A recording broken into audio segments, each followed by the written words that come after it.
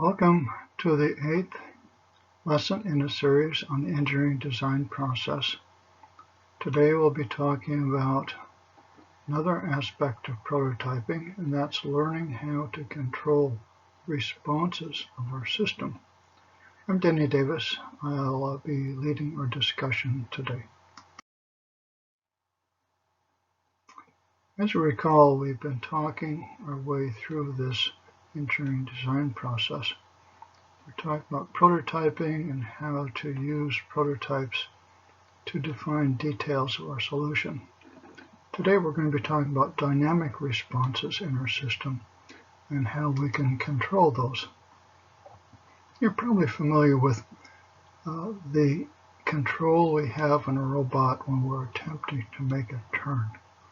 In the autonomous mode of our robot operation, the turn can sometimes be a problem for us. We may have a robot oriented in a certain direction. We may give it a command to make a turn, let's say 90 degrees in a counterclockwise direction. It moves, jumps around, and comes somewhat close to what we had intended, but we encounter a number of issues. One is the accuracy of the response. Number two is speed. How long does it take to accomplish the task? And number three, how repeatable is this response? A good design is going to have responses that are accurate, quick, and repeatable. So let's talk about control systems. What is a control system?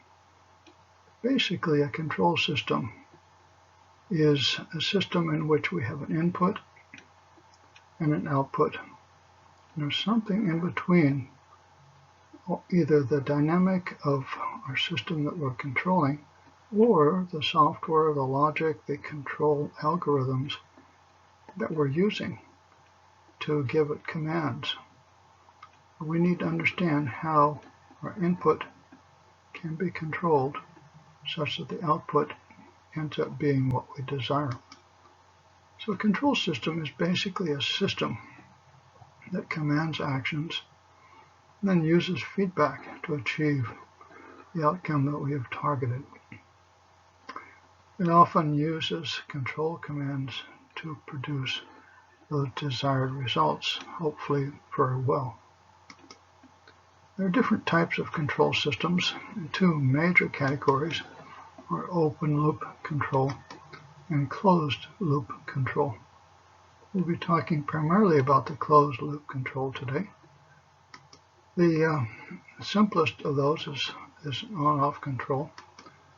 We'll talk about proportional control and then what's often referred to as PID control, which is really proportional plus integral and derivative control.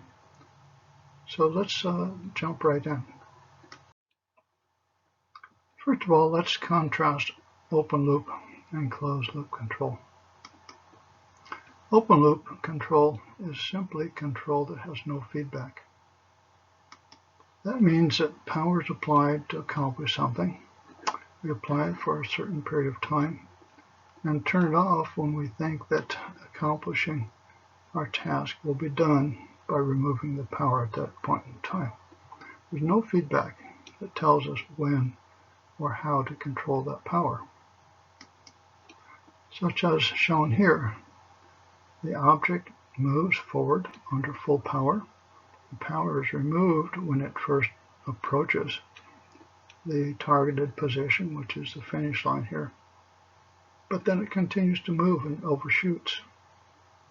So therefore, we don't have good control over accomplishing the final position we desired because we don't have feedback to consider in regulating that power. The struggle then is that we, by trial and error, find some way of determining when to apply power, when to remove it, and hopefully then to reach our targeted condition. On the other hand, closed loop control has feedback. We apply the power to get action started. We have a target in mind. We use sensors then to provide feedback on proximity to this desired condition so that we know as we're approaching how close we are. And then the power is regulated based upon the position, and we control it so that the approach ends up being reaching the desired state that we had in mind. So notice in this movement it starts out fast.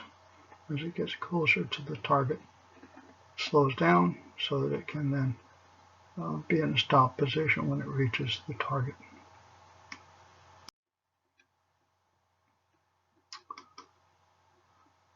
Sometimes we see control systems described by diagrams of this nature. An open loop control, simply setting a target, applying power that acts on the dynamics of the system, and we get a response to that input. Constant power is applied for a fixed period of time, no feedback is used. And it travels to some state which we really don't know in advance what that's going to be. We're hoping it's our desired targeted state. On the other hand, the closed loop control shows a closed loop.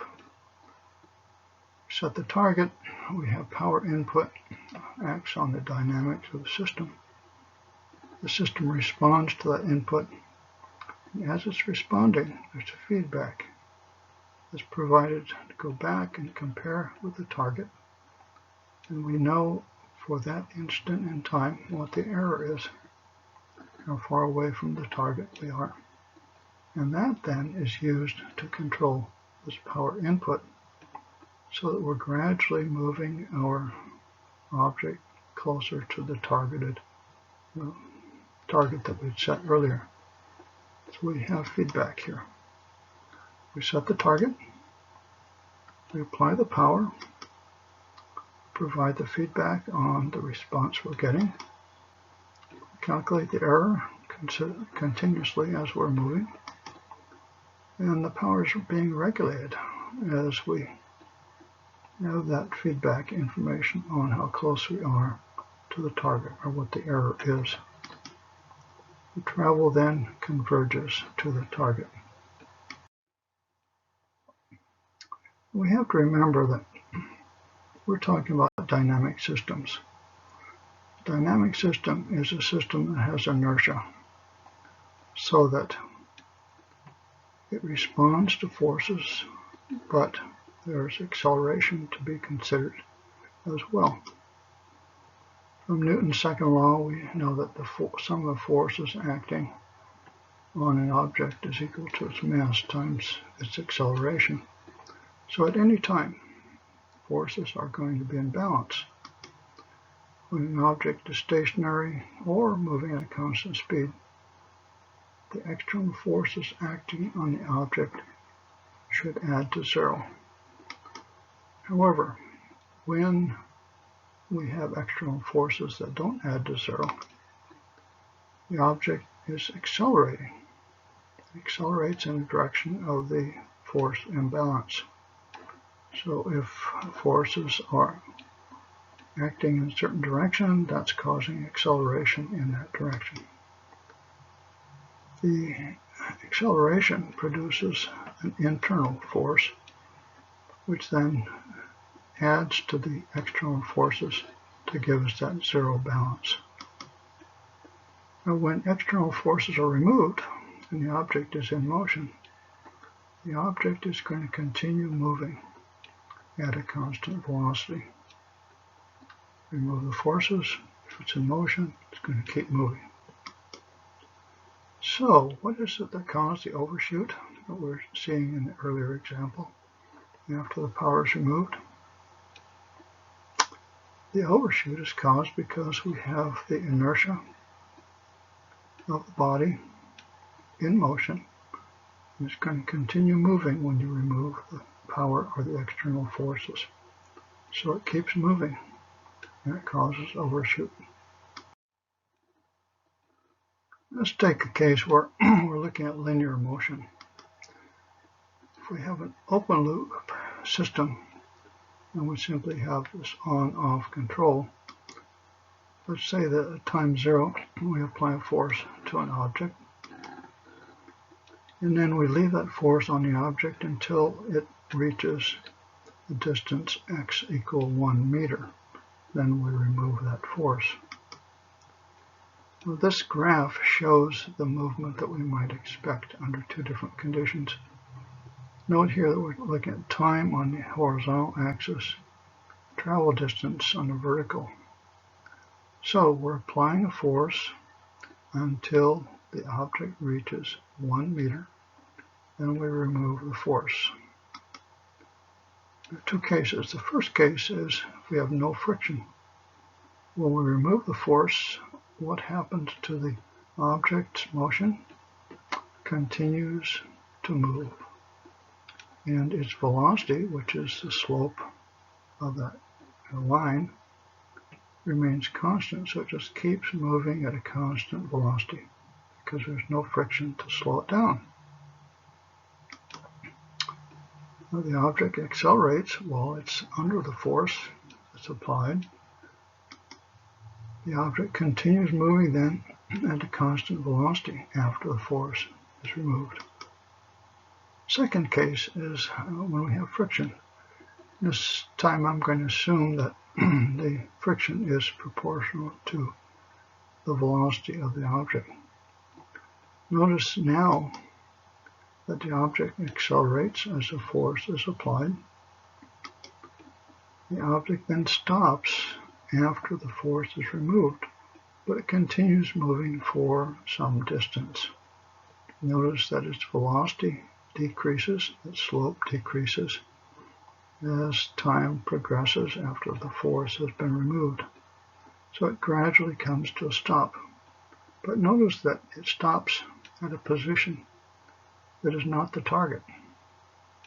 So this open loop system had no way of knowing that it was off target, but simply responded to the forces applied.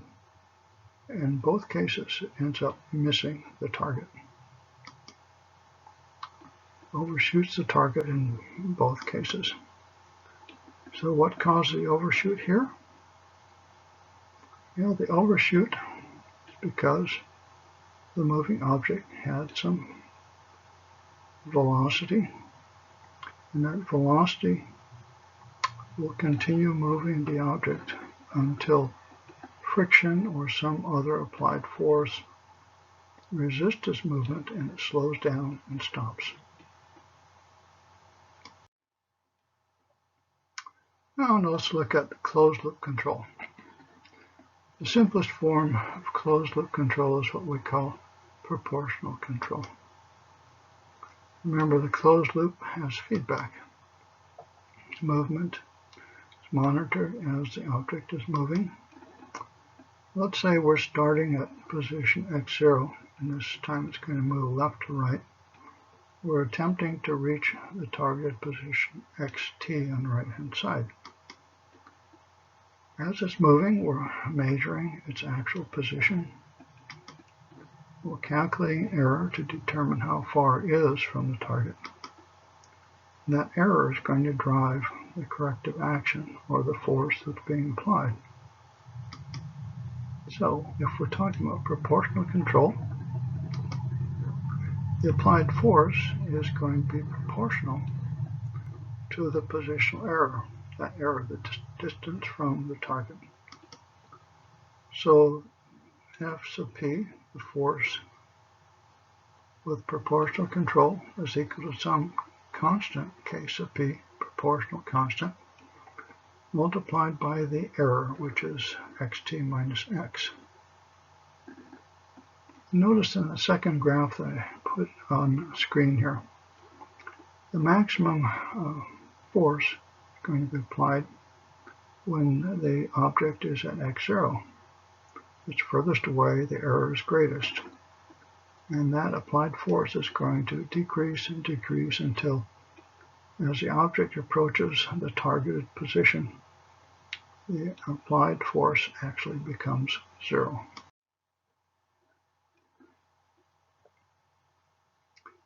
Now, as we talked earlier, we need friction in the system if it's going to remain stable. And so let's assume that we have what's called viscous friction, that the friction is proportional to the rate of movement or the velocity. So I've simply assigned a friction coefficient and have produced some graphs here that show what the travel distance would be, again aiming for a target of 1 meter away, what the travel distances would be for different conditions. Let's take case 1, where we have a proportionality constant.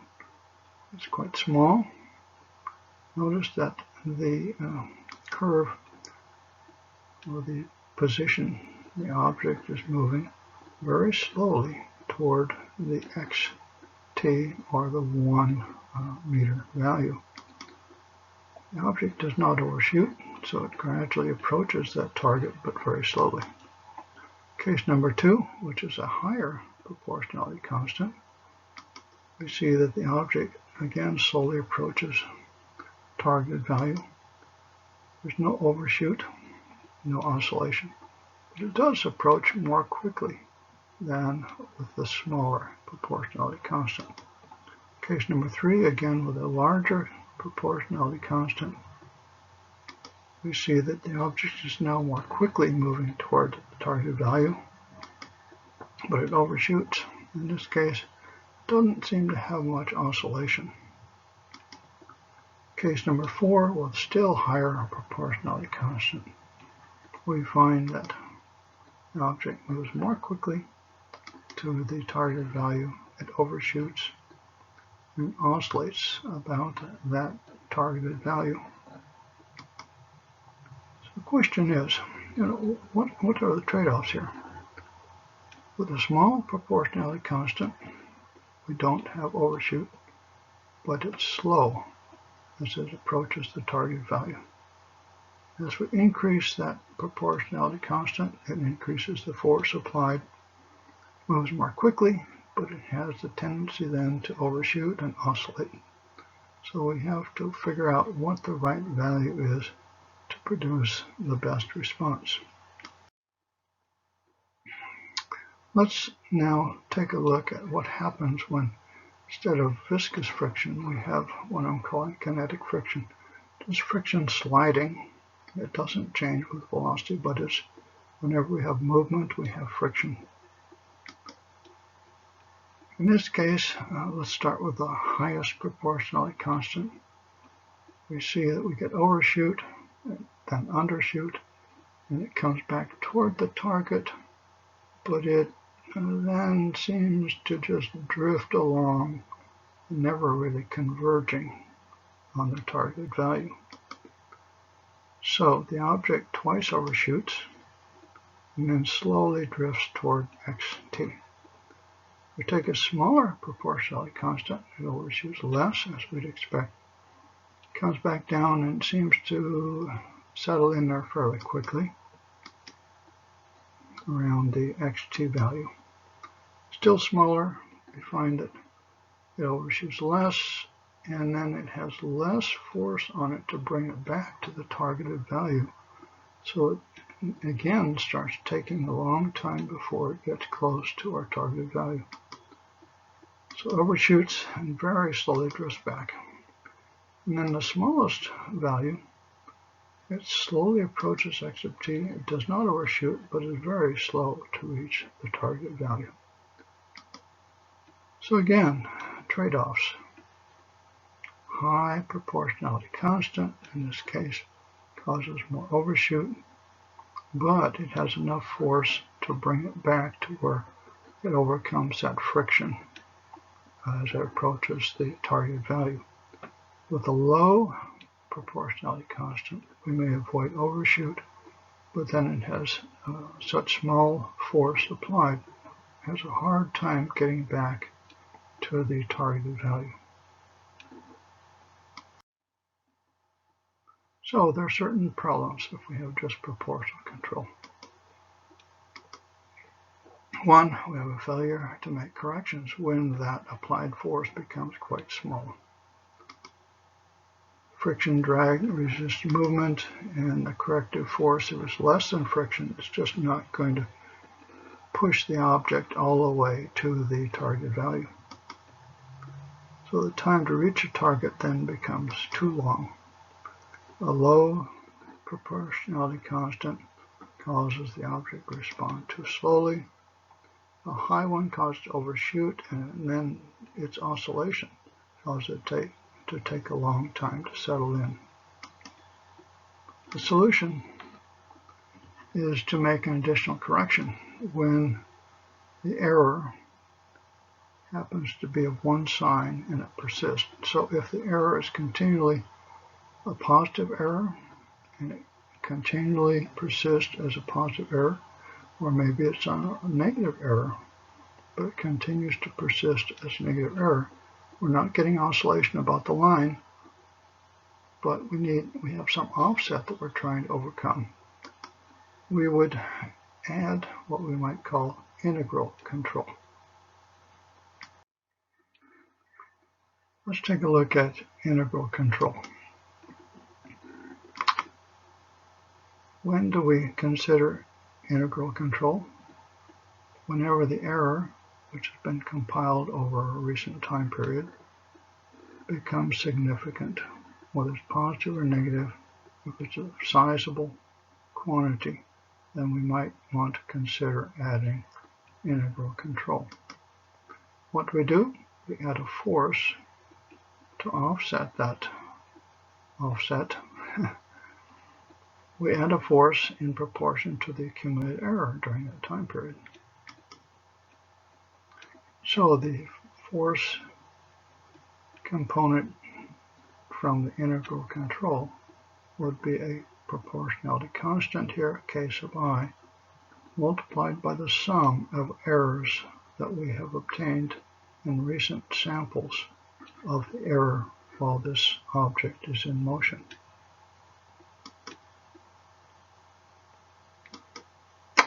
The value of integral control for us is that it overcomes these residual errors or these offsets that seem to linger. When the force seems not large enough to overcome friction or whatever it is that's holding this error to be a constant. It overcomes slow drift also. After perhaps the object is on the target but things start drifting, it could be sensed and a corrective action could be taken. So if we look at a plot of error as a function of time, if we see that the error is consistently, in this case, below the target, so it's a negative error, whether it's constant or changing, but it's always positive or negative, that's the time when we would want to take corrective action.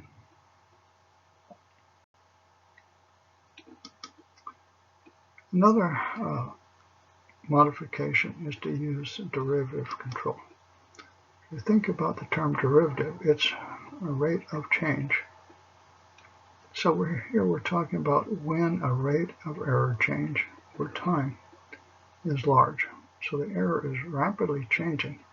We may want to make an adjustment. What do? We add a force to counter that rapidly changing error so that we don't get huge amounts of overshoot. We then determine a force to add to this object, which is defined by multiplying a constant, proportionality constant for the derivative control.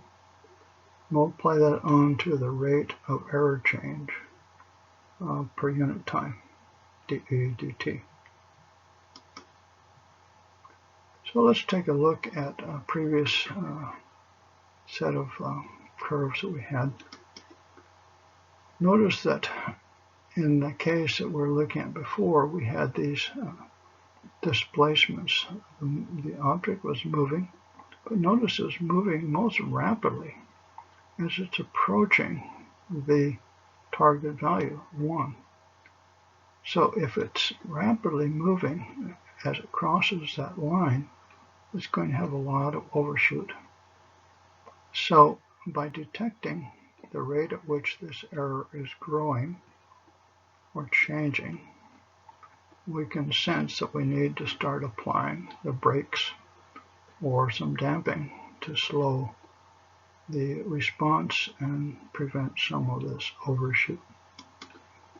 The value of the derivative control is that it reduces the velocity of the response that might cause overshoot, and hopefully it will then shorten the time for this response to reach stability around the targeted value.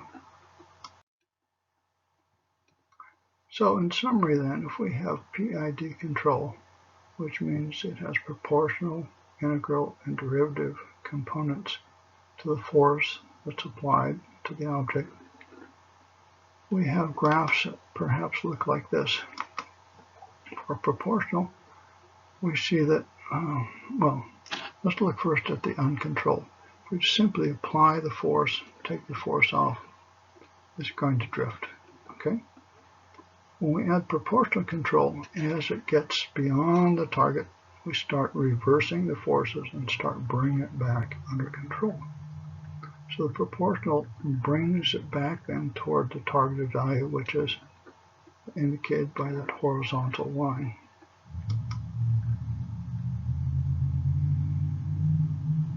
This then becomes a starting point for closed-loop control. We first define proportional, and then we can possibly add integral and derivative control after that. So the integral control, notice the line denoted by PI. It means that in addition to the proportional, we've now added integral control. Because the error is continuously above the line, we then increase the force to bring it back toward the line that we're targeting, and we gradually bring it back into a stable, controlled position near the targeted value. It corrects for the steady offset from the desired target.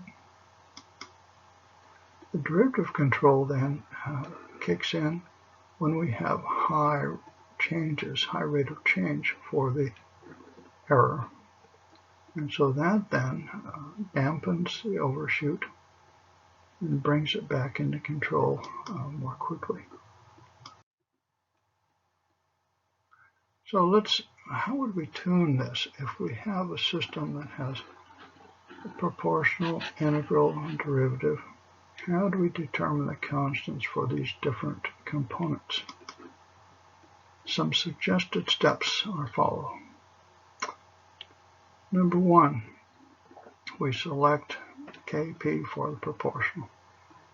We set the Ki and Kd to 0, and we gradually increase K sub p until the overshoot we get, overshooting the target, is reasonable. Not excessive and not too small, but a reasonable looking value. Then we select K sub I to help prevent any of this offset that might linger. So we gradually increase K sub I until we start getting stability that's coming back, able to settle in at the targeted value. And then finally we select K sub D, which can help dampen things and speed up the settling and reduce some of the overshoot. So we gradually increase K sub D until it's just stable. We may need to do some fine-tuning of each of the components, but generally we make our adjustments by trying values in this order. So what are takeaways from today's lesson? First of all, you need to know when control is necessary. When is accuracy going to be important in your driving or maneuvering, moving arms on a robot, for example? When is accuracy going to be important? When is speed important? That we get it to the right position and we do that quickly. And is it feasible that we can get feedback into our control system so we can use that feedback to control the response? If we've met those conditions, then we have to decide what level of control is reasonable for us. Simply proportion control to drive the response toward the target. Do we have the programming capabilities for the complexity of a PID control? Do we have ability to model the dynamics of the system so we can actually do some optimization and select these these coefficients through simulations? Could we do that? And do we have the time and persistence to really tune the controller?